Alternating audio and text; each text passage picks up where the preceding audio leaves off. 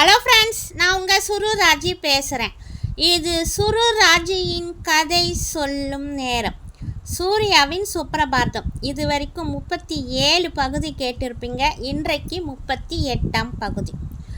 சூர்யா சுப்ரியா மேலே இருந்த கோவத்தில் அவளை அடிச்சிட்டு தன்னுடைய ரூமுக்கு போய் படுத்து தூங்கிட்டான்.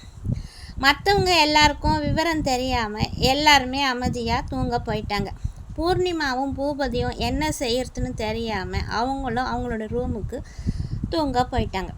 சரியாக 12:30 மணிக்கு சூர்யாவுக்கு விழிப்பு வர எழுந்து பார்த்தான். அப்போ நடந்த சம்பவத்தை அவன் நினச்சி பார்க்கும்போது, நான் சுப்ரியாவை அடிக்கும்போது கீதா அக்கா வேற இந்த வீட்டில் தானே இருந்தாங்க. ஒரு வேளை கோபத்தில் சுப்ரியா அவங்க கூட கிளம்பி போயிருப்பாளோ என்று சந்தேகம் வர வேகமாக தன்னுடைய அறைக்கதவை திறந்து வெளியே வந்தான் சூர்யா.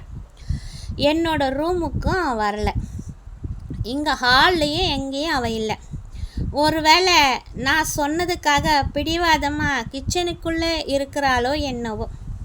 கடவுளே, காவியா சொன்ன மாதிரி இதுதான் நல்ல சான்ஸ்ன்னு சுப்ரியா வீட்டை விட்டு வெளியில் போயிருக்கக்கூடாது, கிச்சனுக்குள்ளே தான் இருக்கணும் என்று மெதுவாக கிச்சனுக்குள் எட்டி பார்க்க யாரும் இல்லை. உடனே அவன் மனசுக்குள்ளே, ஐயோ, அப்போ நிஜமாகவே சுப்ரியா வீட்டை விட்டு போயிட்டாளா என்று மிகவும் வேதனைப்பட்டான் சூர்யா. அப்படியே அவன் மனம் தளர்ந்து கிச்சன் அருகே இருந்த டேபிளில் சாய அதன் மேலிருந்த டம்ளர் கீழே வீழ்ந்த சத்தம் கேட்டு சுப்ரியா யாரு அப்படின்னு குரல் கொடுத்தான். அப்போது தான் அந்த டேபிளுக்கு அந்த பக்கமாக சாய்ந்து உட்கார்ந்திருந்த சுப்ரியாவை பார்த்ததும் சூர்யா ரொம்பவே மிகவும் சந்தோஷத்தில் ஓடி போய் அவளை கட்டி அணைத்து கொண்டான். சுப்ரியா நீ எங்கே என்னை விட்டு போயிட்டியோன்னு நான் ரொம்பவே பயந்து போயிட்டேன் என்று சூர்யா அழுதான். உடனே சுப்ரியா அவனை பிடித்து விளக்கினான்.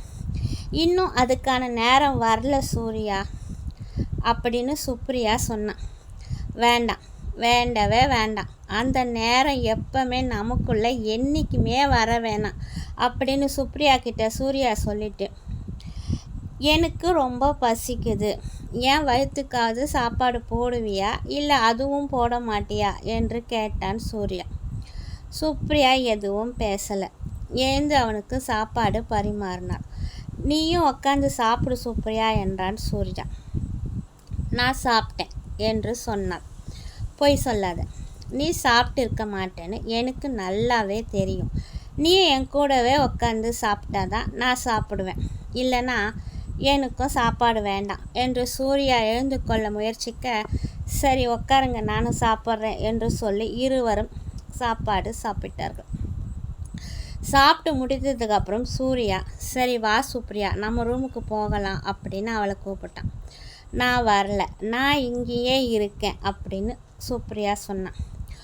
உன்னை என்னோடய ரூமுக்கு வர வேணான்னு சொன்னதும் நான் தான், இப்போ என்னோடய ரூமுக்கு வான்னு கூப்பிட்றதும் நான் தான். நீ வா என்று வலுக்கட்டாயமாக அவளை தன்னுடைய அறைக்குள் அழைத்து சென்றான் சூர்யா. தன்னுடைய அறைக்குள் சென்றதும் அவளை கட்டி அணைத்து கொண்டான். சுப்ரியா அவனோட அணைப்பிலிருந்து தன்னை விடுவித்து கொள்ள முயற்சிக்க, நான் இப்போ உனக்கு ஒன்று தரணும்னு ஆசைப்படுறேன் என்ற சூர்யாவை பயத்துடன் சுப்ரியா பார்க்க, பயப்படாது, நீ நினைக்கிற மாதிரியெல்லாம் எதுவும் இல்லை அப்படின்னு சொல்லிட்டு சூர்யா தன்னோட பர்ஸிலிருந்து செயினை எடுத்து சுப்ரியாவின் கழுத்தில் போட்டு விட்டான். என்ன இது, யாரோட செயின் என்று கோபமாக அந்த செயினை பார்த்தவள் சிறிது அதிர்ச்சி அடைந்து, இந்த செயின் உங்களுக்கு எப்படி என்று சந்தேகத்துடன் கேட்க, என்கிட்ட வந்த செயினை நீ வாங்க மாட்டேன்னு சொன்ன இல்லை, இப்போ இதை நானே உன்னோட கழுத்தில் போட்டுட்டேன் பாத்தியா என்று சூர்யா சிரிக்க, இத்தனை நாள் நீங்கள் என்கிட்ட இதை பற்றி சொல்லவே இல்லையே என்று கேட்டாள் சுப்ரியா. நான் இந்த செயினை பர்ஸில் வைத்து கொண்டு ரொம்ப நாளாக நான் தேடிக்கிட்டு இருந்த அந்த பொண்ணு நீதான்னு எனக்கு சத்தியமாக தெரியாது. கொஞ்ச நாளைக்கு முன்னாடி தான் காவியா மூலமாக எனக்கு தெரிஞ்சது.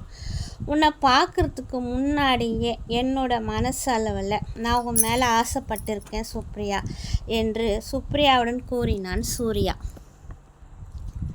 சுப்ரியா இன்னும் ஒன்றும் புரியாமல் குழப்பமாக சூர்யாவை நிமிர்ந்து பார்க்க, ஆமாம் சுப்ரியா, அன்னைக்கு அந்த ஸ்கூல் பொண்ணுக்கு ஆக்சிடெண்ட் ஆனதை நானும் பார்த்தேன். என்ன மாதிரியே நீயும் மற்றவங்களுக்கு உதவி செய்கிறவனும் அதுக்காக உன்னுடைய செயினை கழட்டி கொடுத்துட்டு போனவனும் எனக்கு தெரிஞ்சது.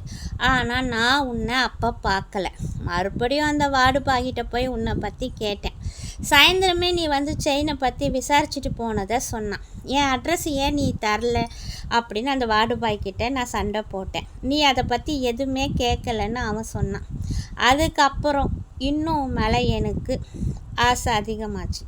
இதே மாதிரி தான் ஒரு சண்டையில் ஒரு பொண்ணு என் மேலே ஆசிட் படாமல் என்னோட உயிரை காப்பாற்றினான். அப்போது அவளும் யாருன்னு எனக்கு இது வரைக்கும் தெரியல. தெரிஞ்சாலும் அவள் என்னோட உயிரை காப்பாற்றினவ. அவளை என் அம்மாவுக்கு சமமாக தான் நான் பார்ப்பேன். ஆனால் நீ என் மனசுக்குள்ளேயும் உன்னோட செயின் என்கிட்ட இருந்ததுனால தான் என்னவோ தெரியல, எனக்கு உன்னை பார்த்த உடனே ரொம்பவே பிடிச்சி போச்சு. உண்மைதான் சுப்ரியா, இது வரைக்கும் நான் நிறைய பொண்ணுங்க கூட பேசி பழகியிருக்கேன். நிறைய இடங்களுக்கு அழைச்சிட்டு போய் ஊரெல்லாம் சுற்றி இருக்கேன். ஆனால் யார்கிட்டேயும் என் மனசை நான் இது வரைக்கும் பறி கொடுத்ததே இல்லை. நீ என்ன காரணத்துக்காக என்னை கல்யாணம் பண்ணிக்கிட்டியோ எனக்கு அதை பற்றியெல்லாம் எதுவுமே தெரியாது. ஆனால் நான் உன் மேலே உண்மையிலே ஆசைப்பட்டு தான் கல்யாணமும் பண்ணிக்கிட்டேன். உனக்காகத்தான் நான் என்னையே முழுசாக மாற்றிக்கிட்டேன். நீ தான் என்னை பற்றி கொஞ்சம் கூட புரிஞ்சிக்க மாட்டேன்ற. என்னை விட்டு விலகி விலகி போகிறேன். கூடிய சீக்கிரமே நான் ரீனாவையும் அவள் குழந்தையும் இந்த வீடை விட்டு வெளியில் அனுப்பிடுவேன். இப்போ உனக்கு அவள் தானே பிரச்சனை. அவளுக்காக நான் ஒரு நல்ல வரன் பார்த்துட்டு இருக்கேன்.